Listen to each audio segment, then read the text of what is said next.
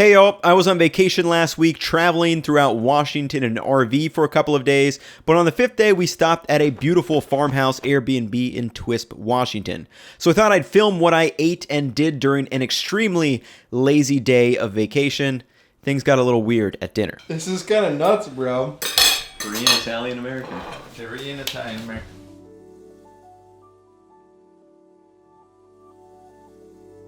The day starts at 6:30 a.m., not because I wanted it to, but just because the daylight was not allowing any more sleep in this stark white room. At around 7 a.m., I decide to head out and take the drone up for some shots of the farm.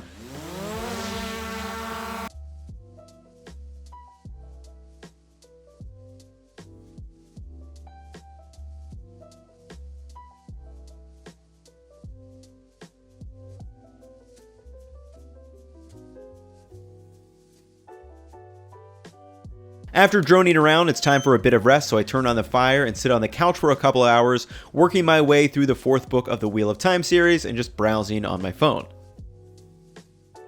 At about 9 a.m., I decide to whip open a 10-minute yoga flow for some stretching before settling back down on the couch for some lazy browsing on YouTube, and I happen to see some deer in the yard. At 10:30 a.m., it's time for the first consumption item of the day. I've been drinking water, but the first actually interesting thing is some coffee. Once the coffee was done, I set up a little spot for myself to do some work and start planning out a weightlifting program for the summer and just sip and enjoy my coffee. A little bit before lunch at around noon, I decided to take advantage of the architecture and do some pull-ups in the stairwell, in addition to some push-up variations.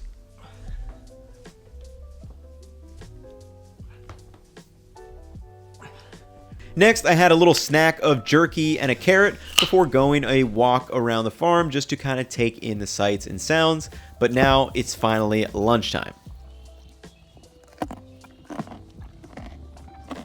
So we had a weird assortment of ingredients, so the inspiration for the lunch was a carbonara type pasta. To start, I placed some spaghetti in a pot, filled it with water and salt, and brought it to a boil, and I like using a low amount of water to make a concentrated starchy water for the sauce.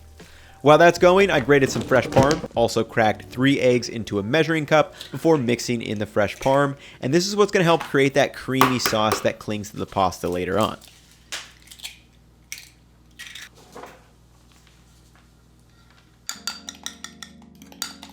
With that done, I sliced up some leftover bacon that my dad had for breakfast, along with mincing up some of these Mama's Little Peppers, which are absolutely divine and can be thrown on anything, and these will be used as the aromatic base.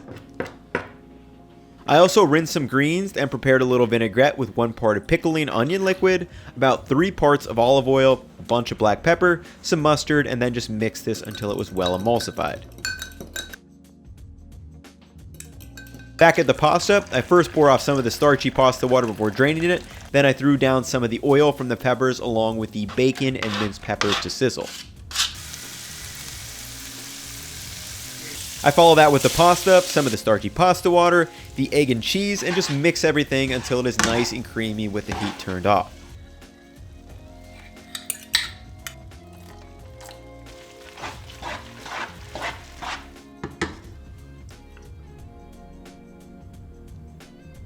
Now it is time to plate it up, so hit a bunch of pasta down on the plate. Then I added some of the dressed greens with that vinaigrette we made, and added a little piece of smoked ling cod, which we had just caught a couple of days earlier and had smoked at one of the campsites. And with this, rounds out a fairly balanced meal for lunch. So I sat down with my dad and one of my brothers to watch some TV while we ate lunch.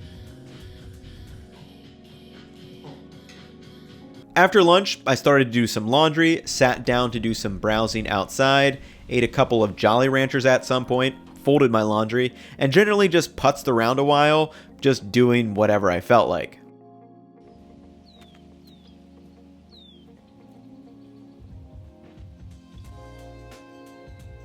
At around 6, I grabbed a snack with some more of the smoked fish and another carrot, and then at around 7:30 p.m. it was dinner time, and this is where things got interesting. So to start, we had a massive leftover ribeye that I sliced thin to be used for a sandwich and also a stir fry. Second, for the Italian piece of dinner, I added some olive oil to a pan, which I use for heating these beautiful pieces of baked ziti from our friend on the trip, La Sorgente.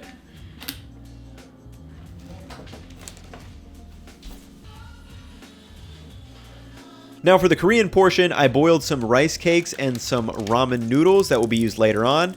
And for the stir fry piece, I placed a piece of ribeye fat in the pan with a bit of the vegetable oil for some beefy flavor. And then meanwhile, I sliced up some of these weird bamboo shoots, then added the steak to the pan, followed by the greens.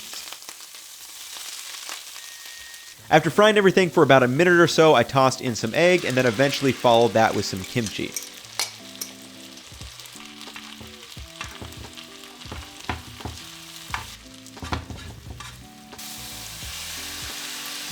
Lastly, I tossed in the ramen noodles and rice cakes and just gave everything a stir together. And then to balance it out, I added another little drizzle of the oil for some of that textural quality. I also added some more of the kimchi juice, and this ended up tasting surprisingly good.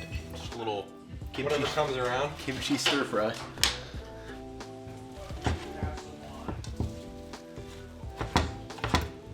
For the beef sandwiches, I placed some water in a pan and just gently brought it to heat with a little pinch of salt. And then while that was heating, I toasted some bread and added a horseradish, mayo, black pepper, and vinegar sauce to the bread, stacked on the beef, along with some red onions for a fresh bite.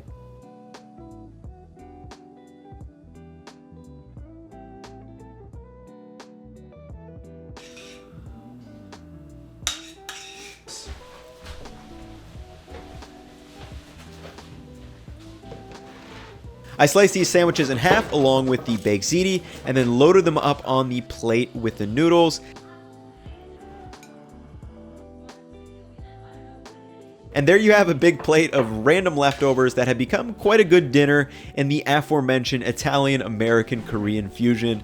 The beef sandwiches were definitely a hit. I may have to do a video on these, but that's going to wrap it up for what I ate and did during this extremely lazy vacation day. So hopefully you guys enjoyed. I'll catch you all in the next one. Peace. Korean, Italian, American fusion.